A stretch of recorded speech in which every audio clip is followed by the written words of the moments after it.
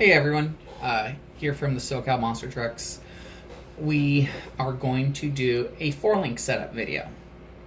We'll do a couple different videos, 4-link setup, shock setup, sway bars where they're sitting on the chassis and why we have them in those positions.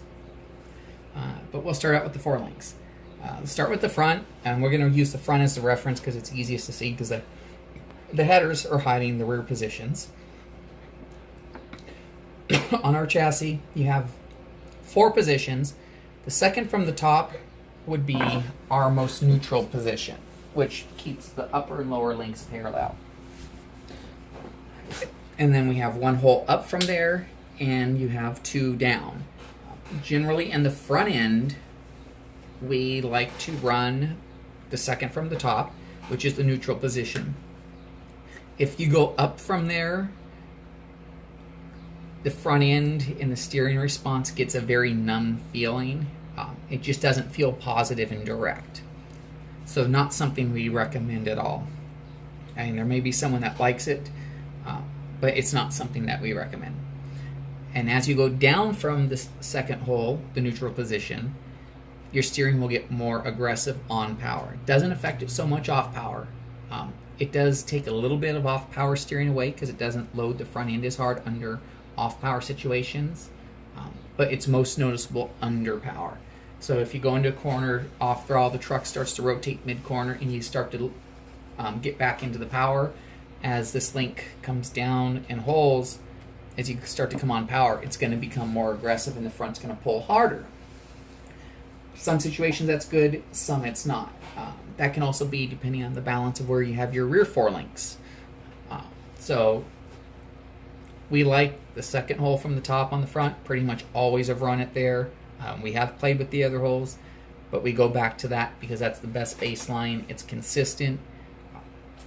Going down just has not benefited from the way our trucks are set up and the way we drive our trucks. Now on the rear, we will usually use one of the lower 2 holes. Most conditions, we have more than enough traction. If you need more rear bite, if you're on like polished concrete racing, I know there's a few series that have done that. A couple of their races because they had to go indoors for weather conditions or what have you. You definitely would want to raise your rear 4-link. Raising it will create more rear weight transfer. Of course, as the rear axle tries to twist from the top backwards as you're on throttle, it pulls the chassis harder the higher up that link is, which gives you more rear bite. But of course, in turn, that will take some steering away because it's pulling more weight off the front end. As you go up in 4-link position, generally the truck does not react quite as quickly to initial throttle inputs because it's trying to transfer weight instead of move forward. So it's pretty simple. Not a whole lot to the 4-link settings other than the front on our chassis, but any chassis when you have the parallel, upper and lower links are parallel, that's your neutral position. Anything up from that in the front will numb your steering out and take steering away. Anything down will generally make it more aggressive, specifically on throttle. Clodbuster based trucks, it may not apply anywhere near as significantly considering their motor and axle. So the chassis doesn't work as much with those positions.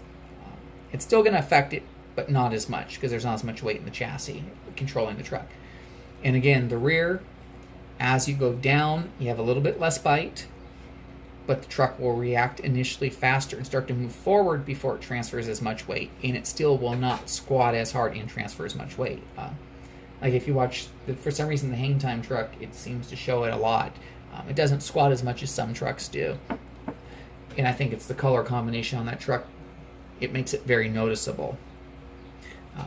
We've never gone to even the neutral position actually on the rear since we've been on the 2.0 and the JZI, which is the same geometry as the 2.0, as most of you know.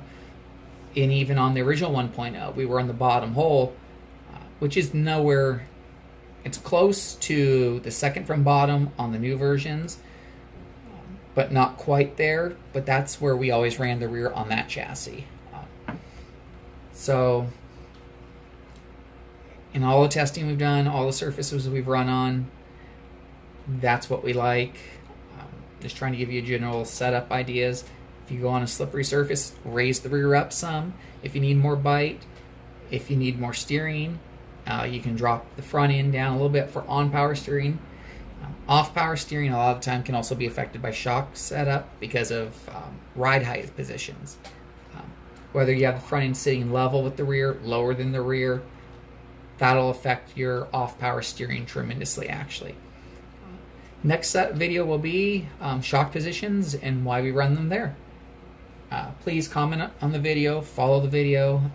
Any questions, post them. We'll try to respond and get you your questions answered as detailed as we can to any setup questions you may have.